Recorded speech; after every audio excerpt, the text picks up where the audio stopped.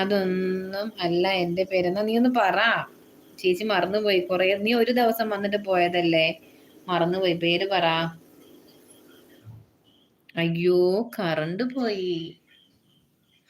നല്ല പണി കിട്ടിയല്ലോ. എന്ത് ചെയ്യും ഞാൻ? എന്നെ കാണാമോ ആർക്കെങ്കിലും? ഇരുന്നിട്ട് എന്തിനാ ചേട്ടാ? ഇല്ലടാ, ഞാൻ നിർത്തി നിന്റെ. പിന്നെ വേറെ എന്തൊക്കെയുണ്ട്? കറണ്ട് പോയി. അച്ചു പൂജ.